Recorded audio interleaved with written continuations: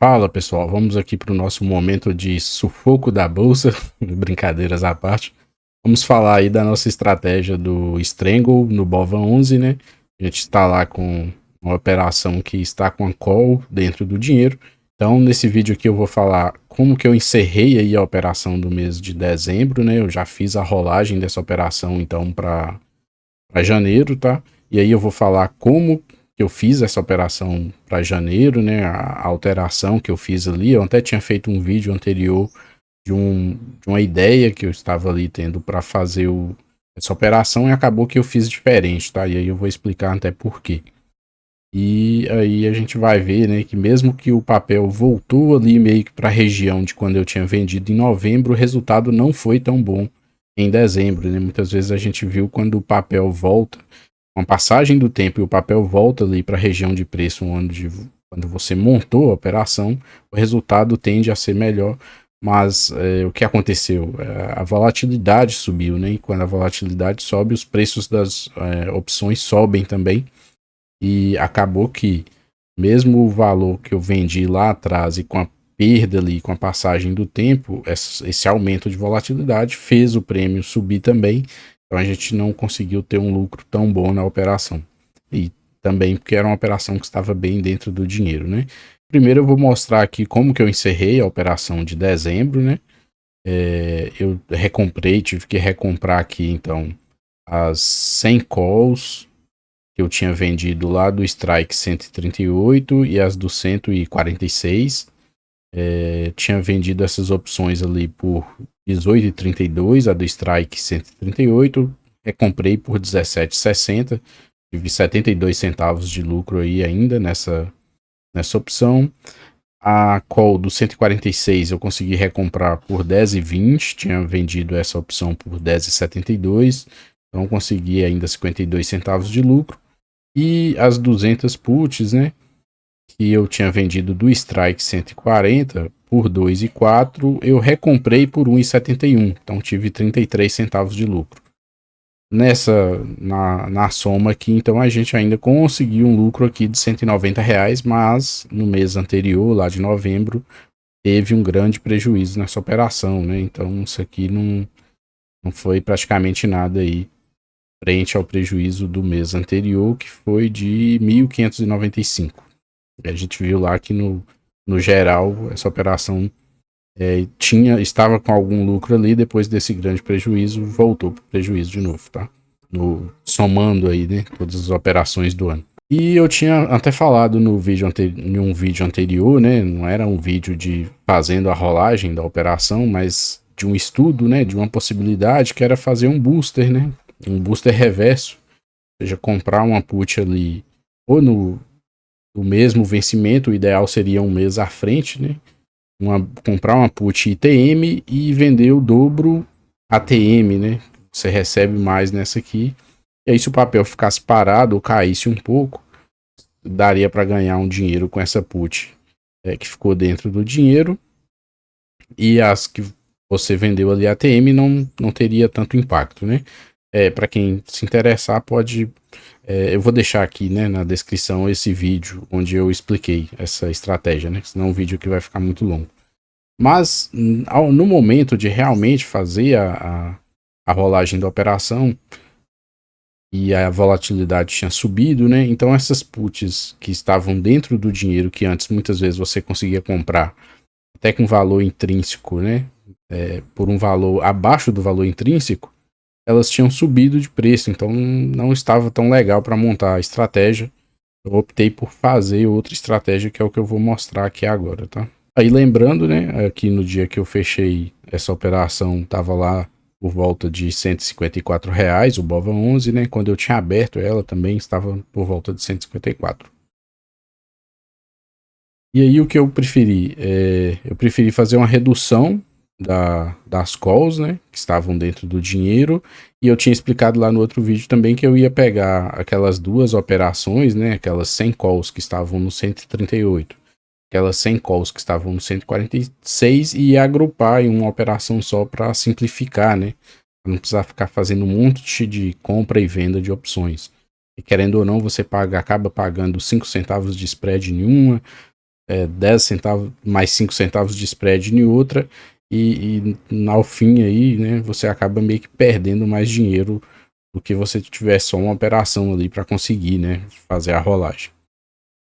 E aí eu consegui reduzir ali das 200 calls, eu reduzi para 175, né?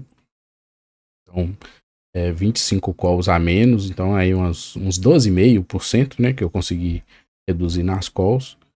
Vendi essas calls lá por 15,61, né? Esse aqui não é o valor, né, do fechamento do BOVA lá no dia 13/12. Isso aqui são os dados da operação, né? Eu posso até mostrar aqui que eu anotei na planilha para janeiro, né?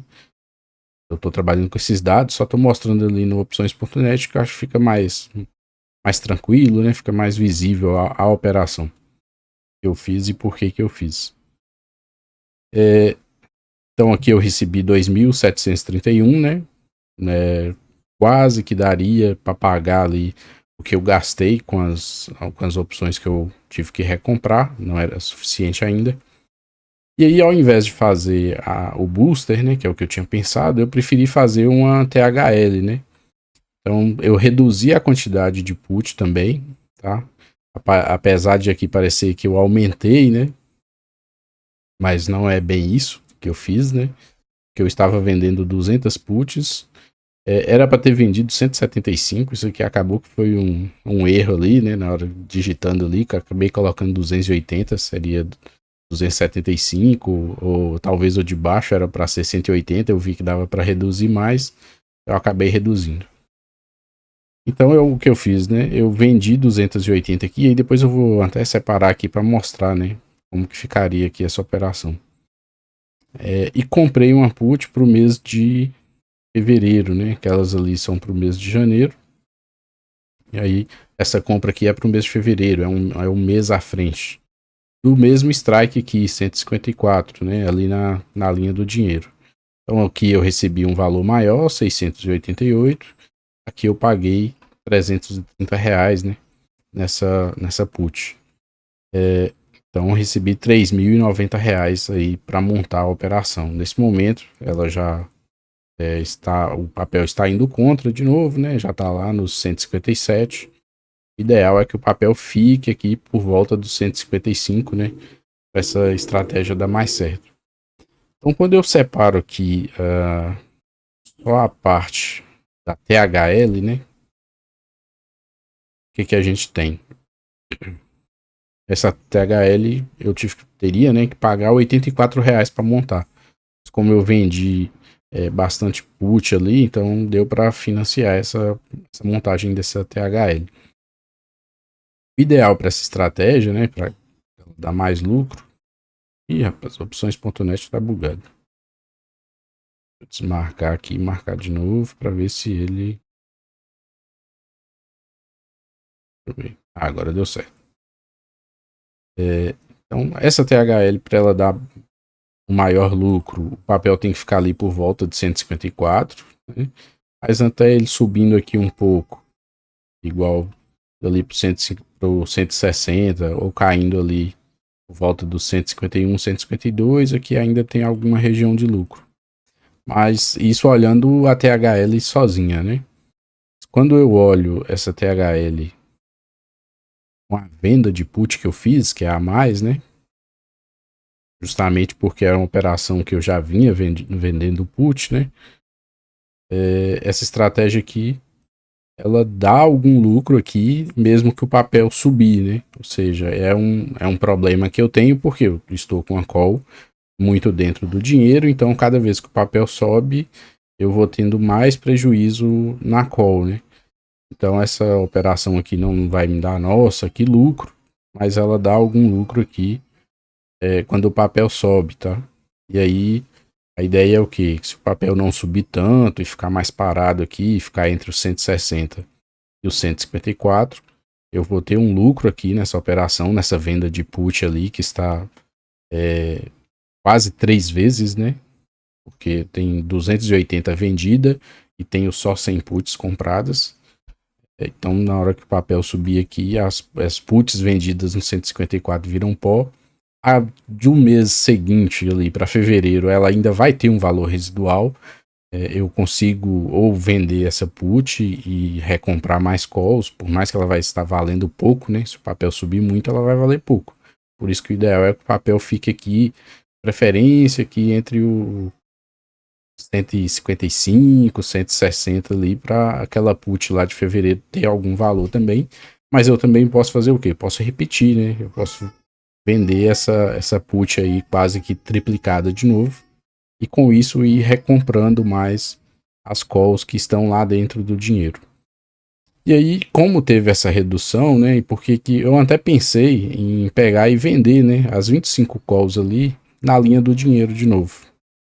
Mas aí eu pensei, eu reduzi essas 25 calls, eu vou vender aqui na linha do dinheiro de novo. Se o papel subir, eu já vou ter problema de novo, né? Vou ter essas calls aqui e mais call lá embaixo de novo. Então eu falei, não, vou tentar primeiro tentar reduzir essa quantidade de calls, né? Tentar organizar melhor a estratégia para o próximo ano, de forma que eu tenha um ponto de partida, né? O ideal vai ser isso, né? Em que eu inicie essa venda de calls e put ali por volta de 150 e com um teto de 200, né? Por enquanto é o que eu trabalho nessa estratégia aí, né? Foi o máximo de call e put que eu vendi, foram 200. E quando eu comecei, na verdade, acho que era 200 puts e só 100 calls, né? E aí eu fui aumentando a quantidade de calls. E por que isso, né? Eu vou tentar reduzir mais essas calls. E aí, para nos momentos, né, que tiver esse estresse de mercado, e aí eu consiga vender mais calls, né? E tirar as calls que estão muito dentro do dinheiro, né? A ideia para o futuro é essa, tá? E aí, quando a gente põe a estratégia toda aqui, né?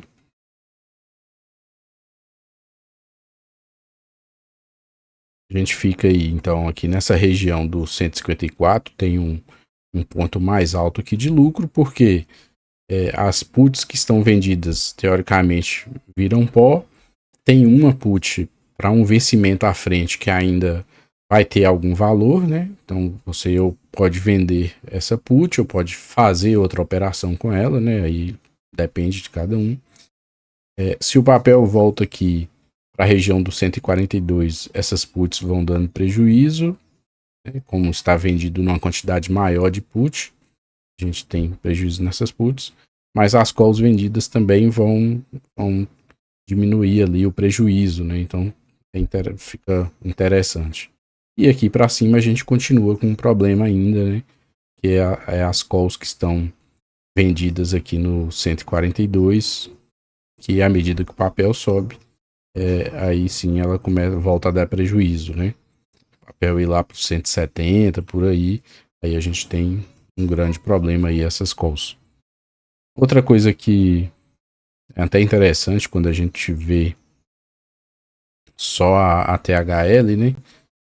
Que a THL com put nesse momento está bem mais barata do que você montar uma THL com call. Quando a gente olha o gráfico payoff, né? A gente vê que lá para cima é meio que você toma prejuízo do montante que você colocou, né?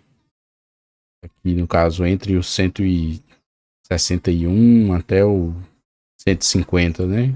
Teria algum lucro. Na verdade, você vai ter algum lucro se ficar mais aqui, né? Entre o 152, 157, né? Daria ali R$ 50 de lucro. E quando o papel cai, você tem um prejuízo, né? Por exemplo, o papel vai lá para 140, 130, né? E aí depois que estabiliza aqui o prejuízo da THL Compute, então você paga menos na hora de montar, mas você tem um prejuízo se o papel cair muito. Isso aí se deve à questão da taxa de juros, né? Essa taxa de juros, ela dá valor para a call, né? Ela embute mais valor para a call e ela tira valor da put. Mas quando a operação vai contra, você tem que pagar esse valor, né? Então, se você for calcular aqui mais ou menos, isso aqui é o CDI do período, tá? Porque como você está ganhando, né, entre aspas, você está montando uma operação com put, significa que você tem que deixar dinheiro como garantia, né? E geralmente você vai fazer o quê? Você vai colocar esse dinheiro para render pelo menos o CDI, né? Pelo menos na teoria é isso. Então, aqui vai descontar, né, esse valor aí do CDI. Você calcular aí que é uma THL com 100, então, grosso modo aqui, né, a gente imaginar 15.400, né, que é o strike 154 vezes 100, e multiplicar aí, dá mais de um mês, né, essa operação aí, é mais de um mês, mas fosse vezes o CDI de um mês, por exemplo, seria R$ 187 mais os 85, daria uns 272. Aqui tá dando mais porque passa de um mês esse período, né? Tem esse detalhe aí na THL também, né? Por isso que nesse momento ela está tão barata, vamos dizer assim. Então a ideia é o quê? Se o ativo deixar, né? Se o ativo não... Aparentemente aqui, acho que é o Luiz deixou um comentário lá falando que ele achava que o papel ia voltar aqui e ia esticar de novo. E realmente é o que a princípio parece, né? O papel voltou aqui, encontrou aí as médias móveis e está querendo subir de novo, né? Então ele pode vir aqui e voltar lá para a região dos 165, né? Continuar um movimento de alta. Para mim, né? Para a estratégia aqui melhorar e começar a liberar mais um pouco aí o sufoco, é o papel ficar parado aqui, né? Ficar nessa região aqui, para mim vai ser melhor, porque essa passagem do tempo vai tirar valor aí das opções e eu vou conseguir fazer um manejo melhor para o próximo vencimento. Como eu falei, a ideia aqui é reduzir, dar continuidade nessa redução aqui, tá? Então, diminuir mais essa quantidade de calls aqui. E aí talvez, né, dependendo se a gente vê que o papel vai dar uma acalmada, vai ficar mais lateral, a gente volta a vender, né? Tenta tirar aqui o máximo de calls aqui dentro do dinheiro e vender algumas calls ali fora do dinheiro. E aí talvez nessa operação, né, de tirar calls aqui de dentro do dinheiro e jogar para fora do dinheiro, você consegue diminuir mais ainda a quantidade das calls que estão em ITM, tá? Como eu já falei aqui várias vezes, eu não gosto, tá, de deixar essas calls ITM, né, para sempre. Porque querendo ou não, eu só estou adiando o problema, né?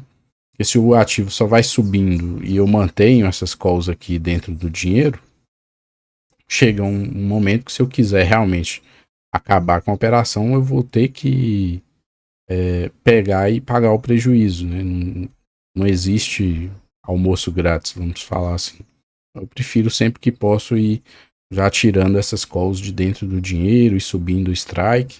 E nesse momento o que eu vou tentar fazer é ir diminuindo essa quantidade aqui, né? Para ir me liberando uma quantidade para depois eu vender, voltar a vender e talvez gerar algum caixa ali com a operação, né? Porque por enquanto a coisa que eu estou fazendo é enxugando gelo, né? Tentando só administrar a operação e a operação não está dando lucro. E aí não faz muito sentido, né? A ideia por enquanto é essa. Aí só lembrando, né? Tem os outros vídeos de toda essa jornada aqui, né? Isso aqui é meio que um laboratório em uma conta real, e aí a gente vai falando o que está acontecendo, o que deu certo, o que deu errado, o que a gente está acertando, o que a gente está errando. E muitas vezes as pessoas vão colocando aí também, né, o que acham, qual o pensamento delas, o que acha que seria a melhor forma de fazer a estratégia. É sempre bem-vindo nesses tipos de comentários aí. Espero que tenha gostado do vídeo e até o próximo.